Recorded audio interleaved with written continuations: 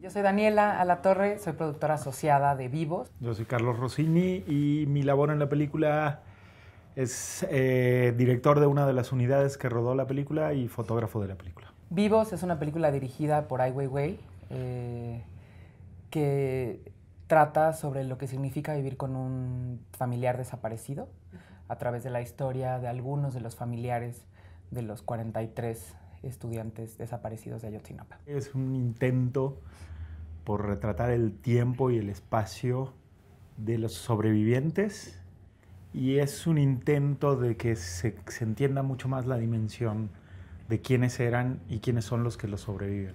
Cuando llegó a nosotros el proyecto, llamé a Rossini porque era un proyecto muy ambicioso, era un proyecto muy complejo, sobre todo pensando en un director extranjero que conocías poco sobre el país. Y platicando decidimos que era importante tener varias unidades. Él quería unidades de directores que también pudieran ser fotógrafos y que esas unidades estuvieran compuestas no solamente por un crew de cine, sino que también hubiera dentro de las unidades un investigador, periodista, alguien que realmente conociera sobre el tema, que conociera a las familias. Lo que se buscó, digamos, desde el comienzo lo platicamos, lo hablamos, era que fueran personas que tuvieran un interés personal en el tema. No tanto un interés cinematográfico, sino como un involucramiento y un conocimiento de lo que ha sido el caso a lo largo de los años. Y entonces lo que hicimos fue conectar con las historias y las familias y empezar a ver qué aspecto de esta visión general íbamos a cada equipo a cubrir. Y creo que fue una tarea que fue totalmente consciente todo el tiempo y empezamos a ver materiales muy después los unos de los otros, pero había un diálogo bastante interesante en lo que estábamos haciendo. Y fue un proyecto muy ambicioso porque fueron 3 unidades de directores, investigadores, en un rodaje de 3-4 meses, donde hicimos 75 días de rodaje. Fue una producción muy grande y poco a poco se fue construyendo quiénes iban a ser los personajes que contaran un poco esta historia. Lo importante era también contar la historia desde la intimidad de la casa y de las vidas de quienes viven con esta ausencia y quienes viven con este dolor, más allá de una intención de esclarecer los hechos o de tratar de, desde la parte periodística, como entender qué había pasado. Creíamos que era muy importante que el acercamiento con las familias fuera un acercamiento que ellos sintieran como un acercamiento familiar y no intrusivo.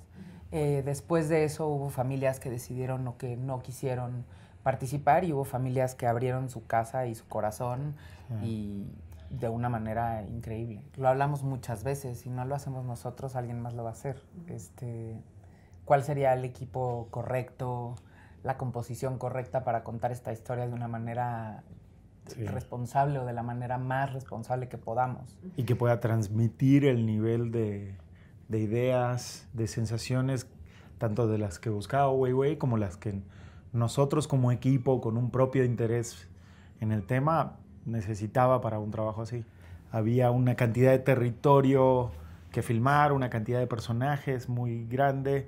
Al mismo tiempo tienes que mesurar cómo esos personajes van a estar en la pantalla para que representen a muchísimos más personajes, porque son las 43 familias que tienen desaparecidos, más las personas que han sobrevivido. Hubo retos durante el rodaje grande, sobre todo de logística, de seguridad. Sí, en un territorio bastante complejo. Pero en algún momento después de la función de Sundance lo platicamos. Probablemente va a ser lindo para las familias, para los familiares y para las familias poder ver cómo viven las otras familias, porque probablemente nunca lo han visto.